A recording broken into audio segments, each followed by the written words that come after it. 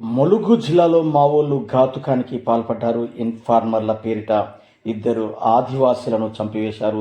ములుగు జిల్లా ఏజెన్సీ వాజేడు మండలం పెనుగోలు కాలనీ గ్రామానికి చెందిన ఊయిక రమేష్, ఊయిక అర్జునులను అర్ధరాత్రి సమయంలో పోలీస్ ఇన్ఫార్మర్లు అంటూ గొడ్డలతో మావోయిస్టులు నరికి చంపారు. ఊయిక రమేష్ పేరూరు పంచాయతీ కార్యదర్శిగా పనిచేస్తున్నారు. ఊయిక అర్జునులు ఇద్దరు సోదరులు. ఇద్దరిని ఇన్ఫార్మర్లుగా పేర్కొంటూ మావోయిస్టులు తమ లేఖను విడుదల చేశారు. Maoist party Vajedu Venkatapuram area కార్యదర్శి శాంత పేరు మీద 2 లేఖలను విడుదల చేశారు. కార్యదర్శి రమేష్ కొనవూపిరితో ఉండడంతో ఏటునాగరం ప్రభుత్వ ఆసుపత్రికి తరలించారు. చికిత్స పొందుతూ ఆయనే మృతి చెందినట్లు గ్రామస్తులు తెలిపారు. అడవిలో జీవిస్తున్నటువంటి ఆదివాసీలను ఇన్ఫార్మర్ల పేరిట చంపడం మావోయిస్టు పార్టీకి ఆనవాయితీగా కొనసాగుతుందని చెప్పి ఆదివాసీ సంఘాలు ఆగ్రహం వ్యక్తం చేశాయి. ఆదివాసులను చంపడంపై కుటుంబ సభ్యులతో పాటు గ్రామస్తులు తీవ్ర ఆగ్రహానికి గురి అయ్యారు. ఆదివాసులను చంపినటువంటి మావోయిస్టులు క్షమాపణ చెప్పాలని చెప్పి డిమాండ్ చేస్తున్నారు. ఇద్దరి అన్నదమ్ములకు సంబంధించినటువంటి కుటుంబాలను రోడ్డున పడేశారని చెప్పి గ్రామస్తులు ఆరోపిస్తున్నారు. ఇద్దరు ఒకే కుటుంబానికి సంబంధించినటువంటి వాళ్ళను మావోయిస్టులు చంపడంతో ఆ కుటుంబ రోదనలు నింగినంటాయి. ములుగు జిల్లాలో ఇప్పటికే ఉద్రిక్తత పరిస్థితి కొనసాగుతుంది. ములుగు జిల్లాను ఆనుకున్నటువంటి ఛత్తీస్గఢ్ రాష్ట్రంలో వరుస ఎన్కౌంటర్లతోటి భయాందోళనకు గురవుతున్నటువంటి ప్రజలు, మరోవైపు మావోలు తమ ఉనికిని చాటుకోవడం కోసమే ఈ హత్యలకు పాల్పడ్డట్లు స్థానికులు చెప్తున్నారు. ఏదేమైనప్పటికీ ఏటునాగరం ఏజెన్సీలో ఆదివాసులను హతమార్చడంపై తీవ్ర చర్చనీయాంశంగా మారింది. చనిపోయేటువంటి వాళ్ళు ఆదివాసులు ఏ ప్రజల కోసమైతే పనిచేస్తున్నామని చెప్తున్నారో నక్సల్స్, అదే ప్రజలను చంపేస్తున్నారని చెప్పి అక్కడి ఆదివాసులు ఆరోపిస్తున్నారు.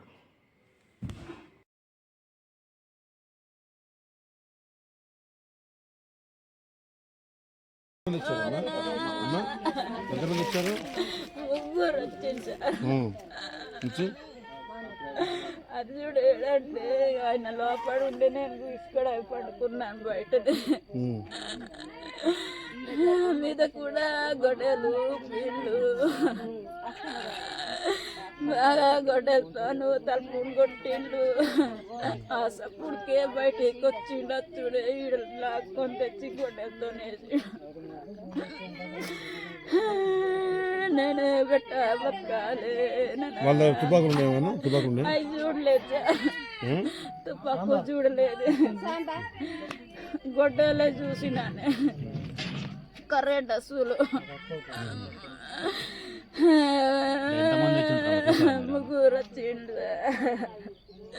ముగ్గురునే చూసిన పిల్లలు సరిపోయిండు.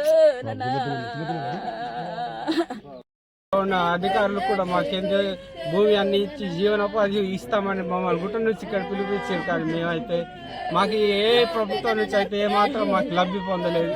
ఈరోజు మేము ఇక్కడ వచ్చి ఉన్నాము కానీ మాకు ఎవరైతే సహాయం అయితే చేసింది లేదు.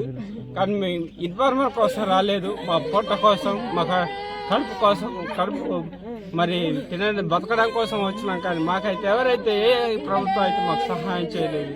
ఈ రోజున నక్సలైజ్ ఇన్ఫార్మర్ల కింద మమ్మల్ని అయితే అక్కడ ఉన్నప్పుడు కూడా ఉత్తలింగ అప్పుడు కూడా తీసుకొని వచ్చి మీకు అన్ని చూపిస్తాం, గవర్నమెంట్ నుంచి మీకు అన్నిది మేము చూసుకుంటున్నామని చెప్పారు, ప్రభుత్వాలు చెప్పాయి. కానీ కలెక్టర్లు చెప్పారు, కానీ ఎవరైతే మమ్మల్ని పట్టించుకున్న నాది లేదు. ఈరోజు వాజేడు మండలంలో హెడ్ క్వార్టర్లు వచ్చినప్పటికీ కూడా మాకు ఎవరు సహాయం చేసింది లేదు. ఈరోజు